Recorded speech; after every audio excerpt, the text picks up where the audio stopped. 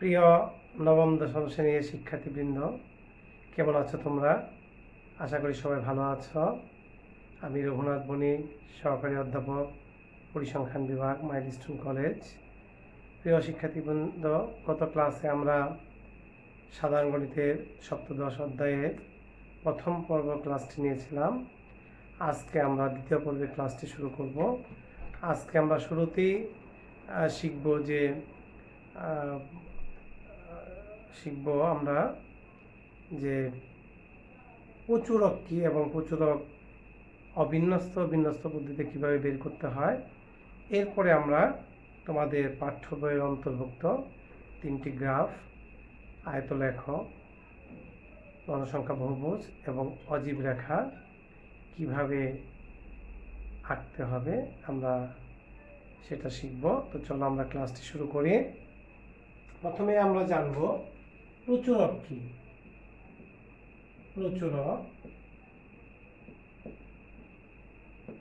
প্রচুরক কোনো সংখ্যাত্মক উপাত্তে যে মানটি সর্বাধিক সংখ্যক বার থাকে তাকে আমরা ওই উপাত্তের প্রচুরক বলব।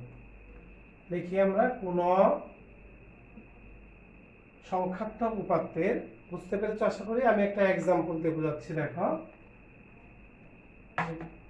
ধরো আমরা অবিন্যস্ত পদ্ধতিতে একটা উপাত্ত নেই। আমরা দুই ভাগ পদ্ধতিতে প্রচুরক নির্ণয় করব। অবিন্যস্ত উপাত্তের ক্ষেত্রে আমরা একটা এক্সাম্পল দিচ্ছি। ক্ষেত্রে ধরো আমরা একটা অবিন্যস্ত উপাত্ত নেই, 4 7 4 2 10 8 4। মনে করো 7 জন স্টুডেন্টের এমটি বাক্সের নাম্বার দেওয়া আছে 10-এর মধ্যে। এখন আমরা তাহলে এখানে এই উপাত্তের অবিন্যস্ত প্রচুরক কত হবে? আমরা সংজ্ঞাটা কি দিলাম, যে কোনো সংখ্যাত্মক উপাত্তে যে মানটি সর্বাধিক সংখ্যক বার আছে তাকে আমরা সেই উপাত্তের প্রচুরক বলব। তাহলে আমরা এখানে দেখো তো প্রিয় শিক্ষার্থীবৃন্দ, কোন মানটা সর্বাধিক বার আছে? 4। তাহলে এখানে সর্বাধিক বার আছে কত? 4। তাহলে আমরা লিখবো এখানে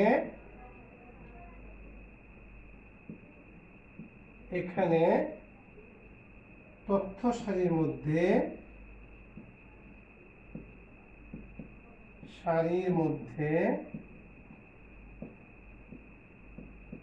মধ্যে 4 সবচেয়ে বেশি সংখ্যক বার আছে, তাই না? বেশি সংখ্যক বার আছে। সুতরাং প্রচুরক কত হবে? সুতরাং প্রচুরক কি আমরা প্রকাশ করব mো দ্বারা সমান 4। এখন প্রিয় শিক্ষার্থীবৃন্দ, ধরো কোনো সংখ্যা আমাদের একাধিক বার নেই, সেই ক্ষেত্রে আমাদের এই ধরনের উপাত্তে কোনো প্রচুরক থাকবে না, আমরা লিখব প্রচুরক নেই। আবার ধরো প্রচুরক কিন্তু একাধিকও হতে পারে। ধরো এখানে 4 3 বার আছে, আবার মনে করো 2 3 বার আছে, তখন কিন্তু প্রচুরক 2 এবং 4 হবে। আশা করি বিষয়টি বুঝতে পেরেছ। এবার আসো বিন্যস্ত পদ্ধতিতে আমরা কিভাবে প্রচুরক নির্ণয় করব সেটা দেখি। আমরা একটা বিন্যস্ত পাত্র নেই, এটা মুছে দিচ্ছি। বিন্যস্ত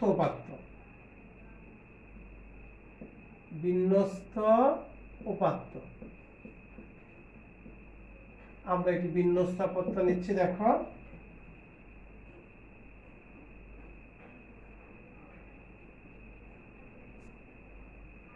এই একটি বিন্যস্ত পাত্র আমরা নেই। শ্রেণী ব্যাপ্তি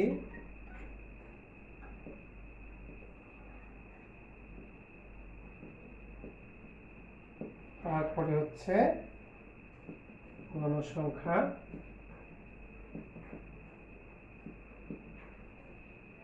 একত্রিশ থেকে 40, 41 থেকে 50, 51 থেকে 60, 61 থেকে 70, 71 থেকে 80, 81 থেকে 90, 91 থেকে 100। 4, 6, 8, 12, 9, 7, 4। এটা একটা আমাদের বিন্যস্ত পাত্র। প্রচুরক নির্ণয় করতে আমাদের শুধু এই শ্রেণীব্যাপ্ত এবং গণসংখ্যা হলেই চলবে, এই দুইটা জিনিসকে আমাদের লাগবে।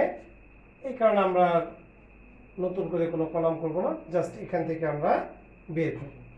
শুরুতে আমরা যেটা করব, আমরা সূত্রটি লিখব। দেখো আমরা লিখি, আমরা জানি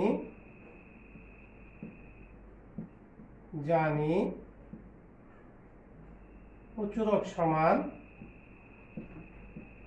প্রচুরক এমও সমান L plus F1 by F1 plus F2 into H। আমরা এখানে চাইলে F1 F2 পরিবর্তে del1 del2 লিখতে পারি। তাহলে এখানে L দ্বারা কি বোঝায়? প্রচুরক শ্রেণীর নিম্নসীমা। F1 দ্বারা বোঝাবে প্রচুরক শ্রেণী ও তার পূর্ববর্তী শ্রেণীর গণসংখ্যার পার্থক্য। আর F2 হচ্ছে প্রচুরক শ্রেণী ও তার পরবর্তী শ্রেণীর গণসংখ্যার পার্থক্য। আর H হলো এখানে শ্রেণী ব্যবধান। তাহলে প্রথমে আমাদেরকে বের করতে হবে যে এখানে প্রচুরক শ্রেণী কোনটি।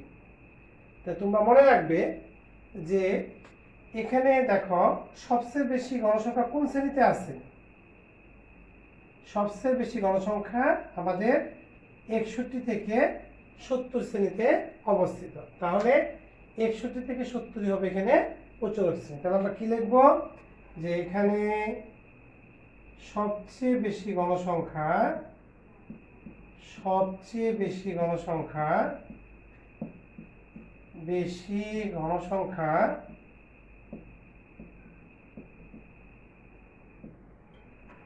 61 থেকে 70 শ্রেণীতে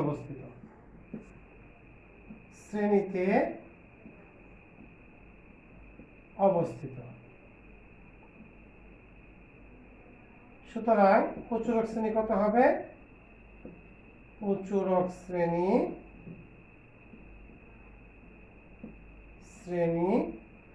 61 থেকে 70। তাহলে L হচ্ছে আমাদের প্রচুরক শ্রেণীর নিম্নসীমা। তাহলে এখানে L কত? L হচ্ছে আমাদের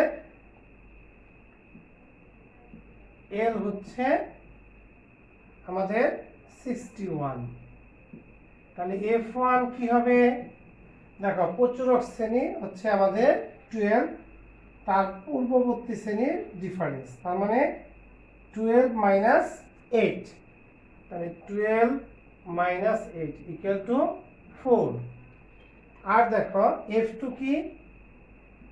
F2 হচ্ছে আমাদের প্রচুরক শ্রেণী ও তার পরবর্তী শ্রেণীর ডিফারেন্স, তার মানে কত? 12 মাইনাস 9 ইকুয়াল টু 3। আর S তো আমরা জানি যে পরপর দুইটা শ্রেণীর কি নিম্ন সীমা অথবা ঊর্ধ্ব সীমার ডিফারেন্স, আমরা কত? 50 মাইনাস 40 মানে 10, তার মানে H হলো আমাদের 10। এখন আমরা এই ভ্যালুগুলো আমরা এই ফর্মুলাতে বসিয়ে দিলে আমরা কি প্রচুরক পেয়ে যাবো। তাহলে আমি এখানে বসিয়ে দেই। সুতরাং প্রচুরক সমান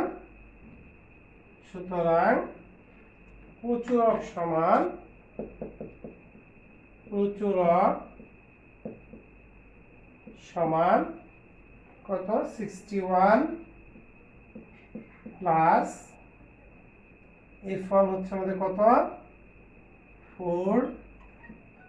4 প্লাস F2 হচ্ছে 3 ইন্টু S হচ্ছে 10। তাহলে এটা ক্যালকুলেশন করে আমরা পাবো কত 61 প্লাস 5.71, দ্যাট মিনস 66.71। এটাই হচ্ছে আমাদের প্রচুরক। তো আশা করি প্রিয় শিক্ষার্থী বিন্দু তোমরা প্রচুরক বুঝতে পেরেছো কিভাবে অবিন্যস্ত এবং বিন্যস্ত পদ্ধতিতে প্রচুরক নির্ণয় করতে হয়। তো এবার আমরা চলে যাব গ্রাফে। তোমাদের পাঠ্য বইয়ে 3টা গ্রাফ আছে। আমি এখন গ্রাফ এই যে আমরা বিন্যস্ত যে উপাত্তটা দিয়েছি এই উপাত্তটা দিয়ে আমরা গ্রাফ নির্ণয় করব। প্রথমে আমরা আসো আয়ত লেখো, দেখো কিভাবে আমরা অঙ্কন করি। আমি এটা মুছে দিচ্ছি। প্রথমে আমাদের গ্রাফ আঁকতে গেলে আমরা কি করব, আমরা একটি কি আয়তলেখ অঙ্কন করব। আয়তলেখ অঙ্কনে সারণী নির্ণয় করব, ঠিক আছে। আয়তলেখ দেখো, আমি এই বিন্যস্ত পাত্র থেকে নির্ণয় করব আয়তলেখ। দেখো আয়তলেখ অঙ্কনের সারণী। প্রথমে আমরা সারণীটা লিখব। আয়তলেখ অঙ্কনের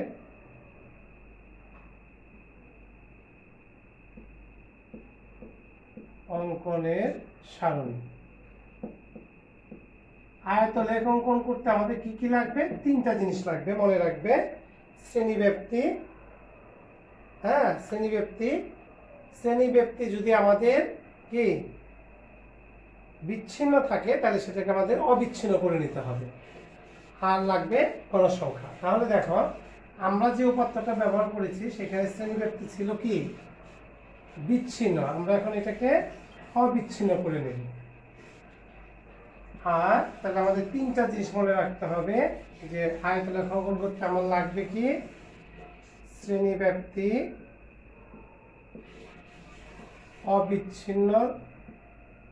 অবিচ্ছিন্ন শ্রেণীসীমা,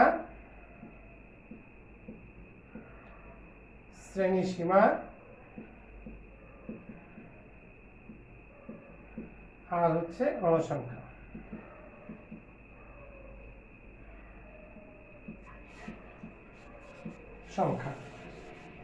তাহলে দেখো আমরা কিভাবে 31 থেকে 41, 41 থেকে 50, 51 থেকে 60, 61 থেকে 70, 71 থেকে 80, 81 থেকে 90, 91 থেকে 100। দেখো এটা আমাদের 31 থেকে 40। দেখো আমাদের এটা এই শ্রেণীসীমাটা আছে বিচ্ছিন্ন পদ্ধতিতে, বিচ্ছিন্ন শ্রেণীসীমা। এখন আমরা এটাকে অবিচ্ছিন্ন কিভাবে বলে, দেখো এখানে আমাদের ডিফারেন্স কত 1। 1কে যদি আমরা 2 ভাগ করি কত হবে 0.5। তাহলে এই যে শ্রেণী, প্রত্যেকটা শ্রেণীর নিম্ন সীমা থেকে 0.5 আমরা বাদ দেব। বাদ দিলে কত 30.5, আর ঊর্ধ্ব সীমার সাথে 0.5 যোগ দেব অর্থাৎ 40.5। তাহলে আমরা অবিচ্ছিন্ন শ্রেণীসীমা পাবো। ঠিক এখানে হবে কত 40.5, 50.5। তাহলে 50.5, 60.5, 60.5, 70.5, 70.5, 80.5, 80.5, 90.5, 90.5, 100.5 হয়ে গেল আমাদের সারণী। এখন আমরা এটাকে গ্রাফে প্রেজেন্টেশন করব। গণসংখ্যা কত আছে 4, 8, 12, 4, 6, 8, 8, 12, 9, 7, 4। এখন আমরা একটা গ্রাফ পেপার নিয়ে, আমি এখন তোমাদের এই বোর্ডেই দেখাবো। গ্রাফ পেপারে আমরা এই উপাত্তটাকে কি দেখাবো। তাহলে আমি এটা মুছে দিচ্ছি। দেখো আমি এখন গ্রাফ আঁকি। প্রথমে তোমরা 2টা অক্ষ আঁকবে। ধরো একটা গ্রাফ পেপার, এক্স অক্ষ আর ওয়াই অক্ষ এঁকে নেবে। এক্স অক্ষ, ওয়াই অক্ষ। এক্স অক্ষকে আমরা এক্স ও এক্স প্রাইম, ওয়াই ও ওয়াই প্রাইম। আচ্ছা, এবার আসো, এখন আমরা কি করব, এক্স অক্ষে আমরা আমাদের এক্স অক্ষ এভাবে আঁকার দরকার নেই, আমরা ও এক্স অক্ষ আর ওয়াই অক্ষ নেই। দেখো ডাইরেক্ট আমাদের এইভাবে নিলেই হবে, পুরানা নিয়ে পজিটিভ অংশটা নিলে হবে ও এক্স ও ওয়াই। এক্স অক্ষ ওয়াইকে আমরা এক্স অক্ষে বসাবো অবিচ্ছিন্ন শ্রেণী, অবিচ্ছিন্ন শ্রেণী। আর ওয়াই অক্ষে আমরা ওয়াই অক্ষে বসাবো গণসংখ্যা।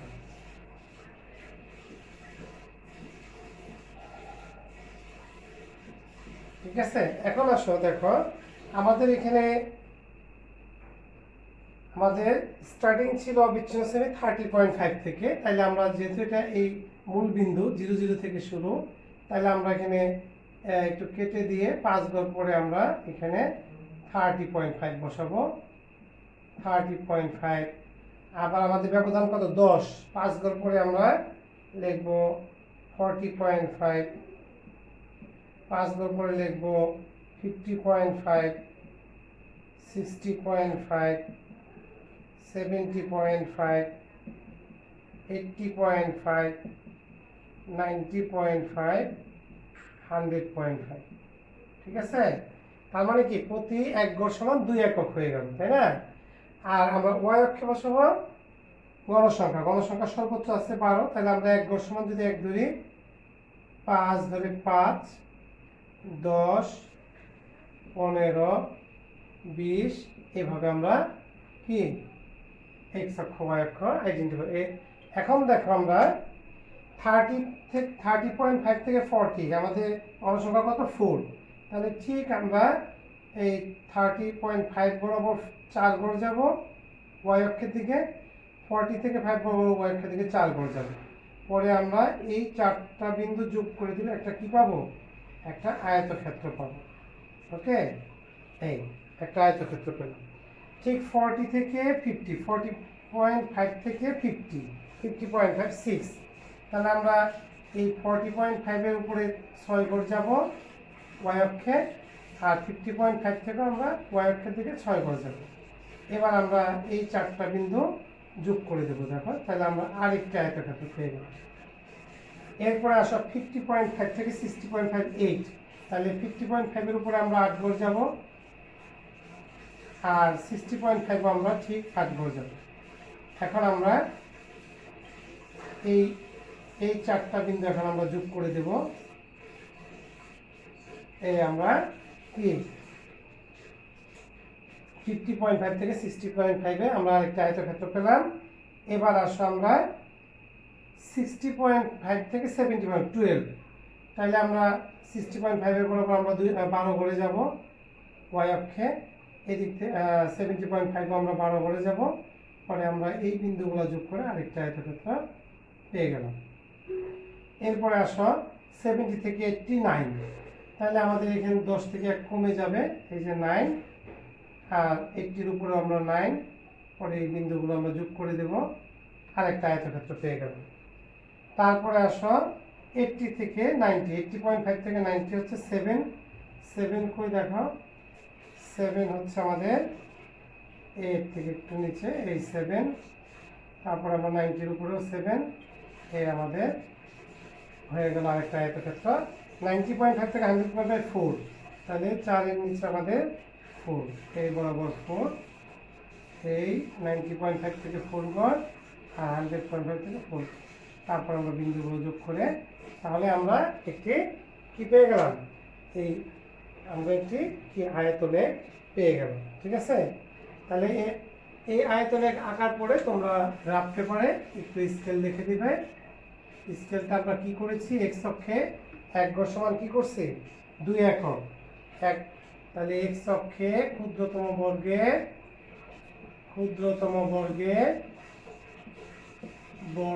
প্রতি বাহুর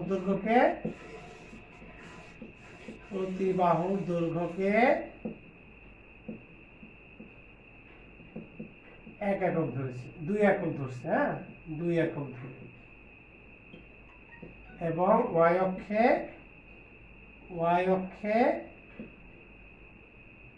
ক্ষুদ্রতম বর্গের প্রতি বাহুর দৈর্ঘ্যকে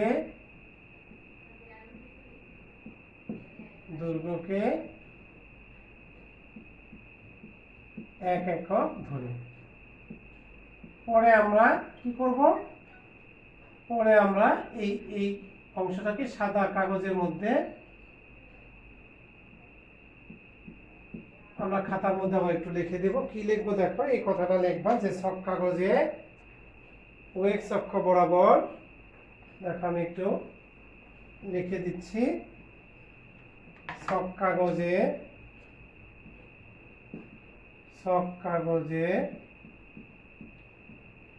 ওএক্স অক্ষ বরাবর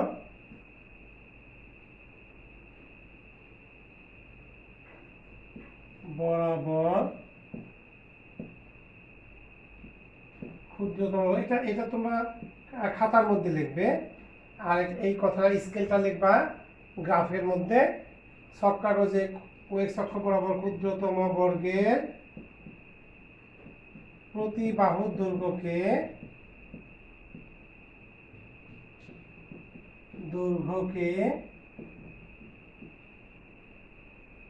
2 একক ধরে অবিচ্ছিন্ন শ্রেণী এবং ওএক্স অক্ষ বরাবর প্রতি বাহুর দৈর্ঘ্যকে 1 একক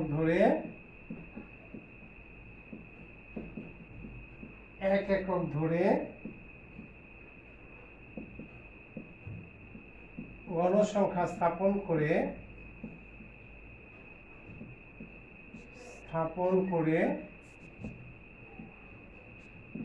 আয়তরেখা অঙ্কন করা হলো। ব্যাস। প্রত্যেকটা কিন্তু তোমাদের আলাদা আলাদা মার্কস দেওয়া হবে।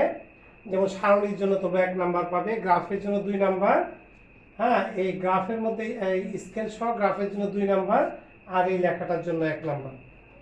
আয়তলেখ অঙ্কন করা হলো,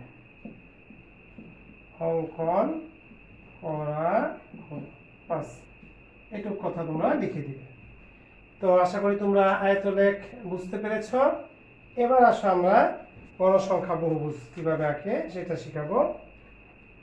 গণসংখ্যা বহুভুজ আঁকতে আমাদের যে সারণীটা লাগবে, দেখো প্রথমে এই সারণীটা তোমরা লিখবে, গণসংখ্যা বহুভুজ অঙ্কনের সারণী। গণসংখ্যা বহুভুজ দুইভাবে এটা অঙ্কন করা যাবে, আমি একটা পদ্ধতি দেখাই দেব। গণসংখ্যা বহুভুজ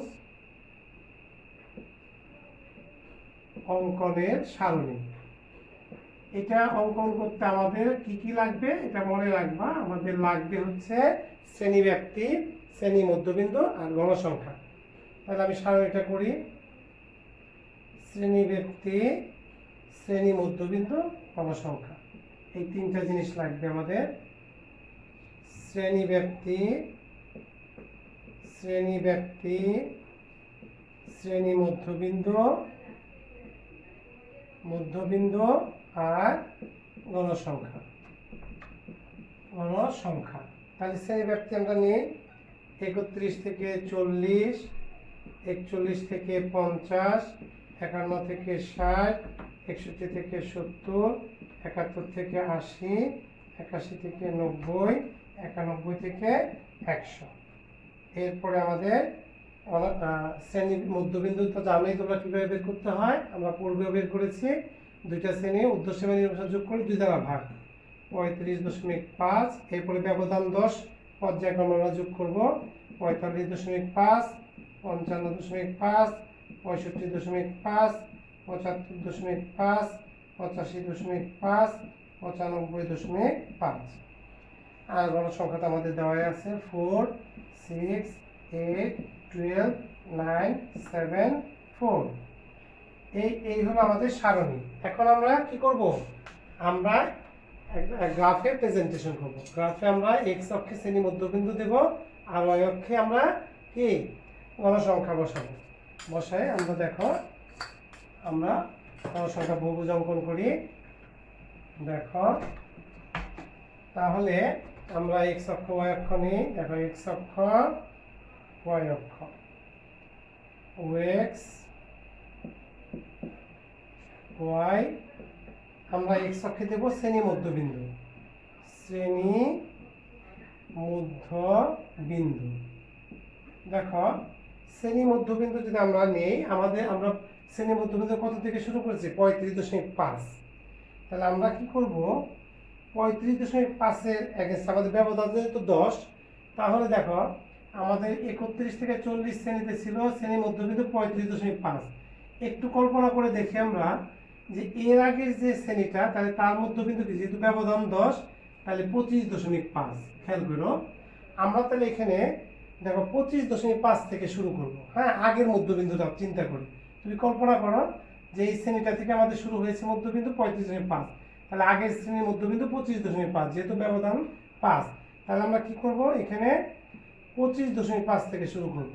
তাহলে 25.5 শ্রেণী মধ্যবিন্দু, তারপরে 35.5, তারপরে 45.5, তারপরে 55.5, তারপরে 65.5, তারপরে 75.5, 85.5, 85.5, 95.5। ঠিক আছে?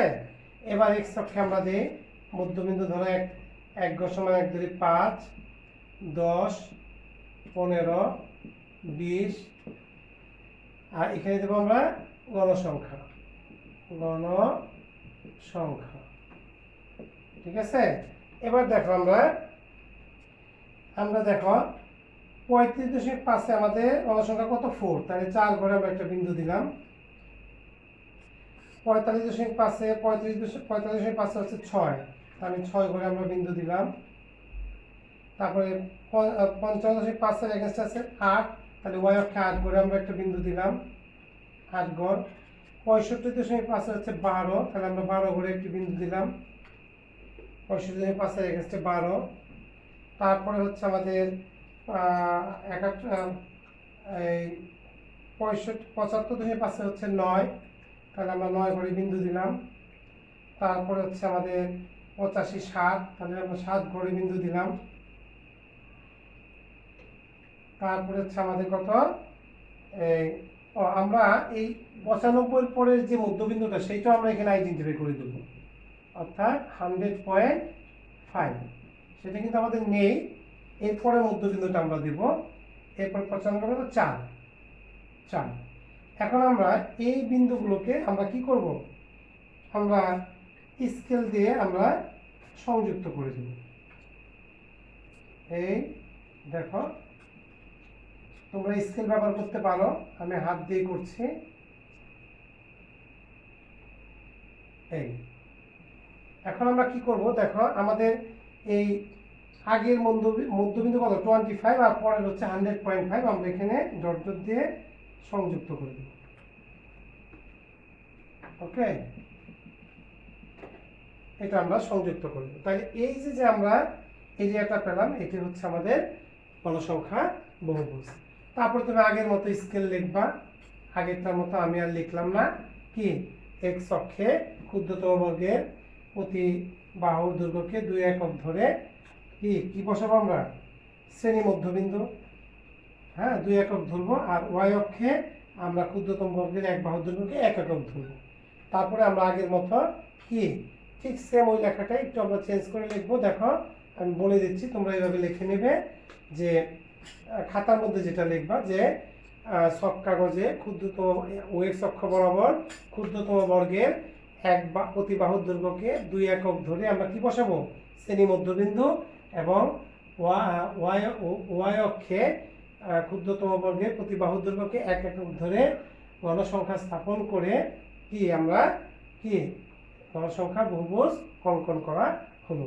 তো এইভাবে আমরা ডাইরেক্ট অঙ্কন করতে পারি। আবার চাইলে তোমরা আয়তরেখা অঙ্কন করে মধ্যবিন্দু সেট করেও তোমরা গণসংখ্যা বহুভুজ অঙ্কন করতে পারবে। তোমরা একটু দেখে নেবে। হ্যাঁ, এবার আসো অজীব রেখা অঙ্কন। অজীব রেখা অঙ্কনের সারণীটা কেমন দেখো।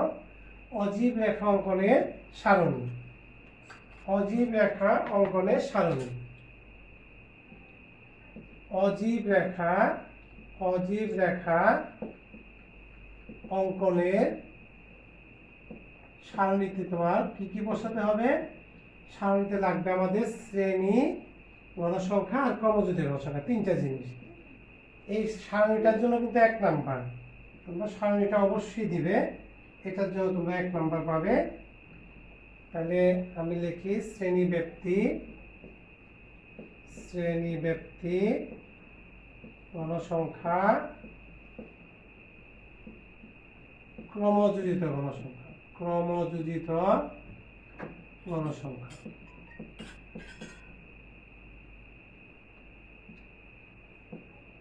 ক্রমযোজিত গণসংখ্যা 31 থেকে 40, 41 থেকে 50, 51 থেকে 60, 61 থেকে 70, 71 থেকে 80, 81 থেকে 90, 91 থেকে 100। গণসংখ্যা 4, 6, 8, 12, 9, 7, 4। ক্রমযোজিত গণসংখ্যা তোমরা জানো পর্যায়ক্রমে যোগ করে বের করতে হয়। তাহলে 4, 4, 6, 10, 18, 30, 39, 46, 50। ওকে, এখন আমরা দেখো কিভাবে অজীব রেখা আঁকবো। এই সারণীটা করার পরে আমরা এখন গ্রাফে প্রেজেন্টেশন করবো। দেখো এক্স অক্ষে, এক্স অক্ষে হচ্ছে, আমি একটু এটা লিখে নিচ্ছি। এক্স অক্ষে আমরা, এক্স অক্ষে কি দেবো দেখো, আমি উপরে একটু সফটটা করে নিই, তাহলে আমাদের বুঝতে সুবিধা হবে। আচ্ছা দেখো আমরা এক্স অক্ষ, ওয়াই অক্ষ আঁকলাম। এক্স অক্ষ, ওয়াই অক্ষ। দেখো এক্স অক্ষে আমরা দেব শ্রেণী ঊর্ধ্বসীমা, শ্রেণী ঊর্ধ্বসীমা, ঊর্ধ্বসীমা। আর ওয়াই, তাহলে প্রিয় শিক্ষার্থীবৃন্দ আমরা অজীব রেখা অঙ্কনের ক্ষেত্রে এক্স অক্ষে দেব শ্রেণী ঊর্ধ্বসীমা। দেখো আমাদের উপাত্তের শ্রেণী ঊর্ধ্বসীমা কত ছিল, 40, 50। তাহলে আমরা এখান থেকে দেখো এই 40 থেকে, তো তাহলে 40-র আগের যে ঊর্ধ্বসীমাটা, আগের শ্রেণীর ঊর্ধ্বসীমাটা চিন্তা করো 30। তাহলে আমরা 30 থেকে ধরবো, 30, 40, 50, 60, 70, 80, 90, 100। ঠিক আছে। আর ওয়াই, ওয়াই অক্ষে আমরা দেবো ক্রমযোজিত গণসংখ্যা। ক্রমযোজিত গণসংখ্যা কত দেখো, তাহলে আমাদের আমরা ক্রমযোজিত গণসংখ্যা যদি 2 গড় সমান 1 ধরি, যেহেতু আমাদের এখানে, অথবা তোমরা লম্বা গ্রাফ নেবে তাহলে 1 গড় সমান 1 ধরতে পারবে। আমি 2 গড় সমান 1 ধরে নিচ্ছি। যেমন ধরো এখানে 10, 20, 30, 40, 50। আমাদের সর্বোচ্চ আছে কত, 50। এখন দেখো 40-এর এগেইনস্টে আমাদের ক্রমযোজিত গণসংখ্যা কত, 4। তাহলে 2 ঘরে দিবা 4 বিন্দু দিবা, ওয়াই অক্ষে 2 ঘর। 50-এর এগেইনস্টে হচ্ছে 10, তাহলে 10 হচ্ছে 5 ঘর, ওয়াই অক্ষের দিকে 5 ঘরে বিন্দু দিবা। তারপরে 60-এর এগেইনস্টে হচ্ছে 18, তাহলে আমাদের এখান থেকে 60-এর উপরে 9 ঘরে আমরা বিন্দু দেব। 70-এর এগেইনস্টে 30, তাহলে আমরা 15 ঘরে গিয়ে বিন্দু 30, দেখো এই 30 বিন্দু 15 ঘরে আমরা বিন্দু দেব। তারপরে 80 ঘরে হচ্ছে 39, তাহলে 39 আমরা 40-এর একটু নিচে আমরা 80 বরাবর বিন্দুটা দেব। তারপরে হচ্ছে 46, 90-এর এগেইনস্টে 46, অর্থাৎ এই আমাদের 46। এরপরে হচ্ছে আমাদের কি 50, 100-এর এগেইনস্টে হচ্ছে আমাদের 50। এই এরপরে আমরা এই বিন্দুগুলোকে আমরা কি করব, ফ্রি হ্যান্ডে যোগ করে দেব। এইভাবে আমরা, অজীব রেখাটা সবসময় ঊর্ধ্বমুখী হবে, আমাদের নিম্নমুখী হতে পারে, তবে আমরা ঊর্ধ্বমুখী অজীব রেখা অঙ্কন করব। তাহলে এইভাবে আমরা অজীব রেখা অঙ্কন করব। এরপরে আগের মতো তোমরা স্কেল লিখবে। স্কেলে আমরা কি লিখেছি যে, এরপরে দেখো এই যে তোমরা কি করবে, এই যে এই বিন্দুটা দেখো আগের মধ্যবিন্দুর সাথে যোগ করে দিবে, এইভাবে ডট ডট দিয়ে যোগ করে দিবে। এইভাবে অজীব রেখা আঁকবে। স্কেল লিখবা কি, যে এক্স অক্ষে ক্ষুদ্রতম বর্গের কি 1 বাহুর দৈর্ঘ্য 2 একক ধরে 2 একক ধরি, আর ওয়াই অক্ষে ক্ষুদ্রতম বর্গের 1 গড় সমান 1 একক 2 গড় সমান 1 একক ধরছি আমরা এখানে। তারপরে তোমরা বর্ণনা লিখে দিবে খাতায় কিভাবে, আগের মতোই, যে সব কাগজে ওয়েক্স অক্ষ বরাবর ক্ষুদ্রতম বর্গের 1 বাহুর দৈর্ঘ্যকে 2 একক ধরে শ্রেণী ঊর্ধ্বসীমা এবং ওয়াই অক্ষ বরাবর 1 বাহুর দৈর্ঘ্যকে 2 একক ধরে ক্রমযোজিত ঘনসংখ্যা স্থাপন করে একটি অজীব রেখা অঙ্কন করা হলো। তা আশা করি শিক্ষার্থীবৃন্দ তোমরা আমার এই লেকচারটি ঠিক ভালোভাবে বুঝতে পেরেছ। তারপরেও যদি তোমাদের কোথাও বুঝতে কোনো অসুবিধা হয় তাহলে তোমরা বারবার ভিডিওটি দেখবে এবং তারপরেও না বুঝলে তোমরা বিষয় শিক্ষকের সাথে কথা বলে নেবে। তো প্রিয় শিক্ষার্থীবৃন্দ, আজকে এই পর্যন্তই। খুদা হাফিজ।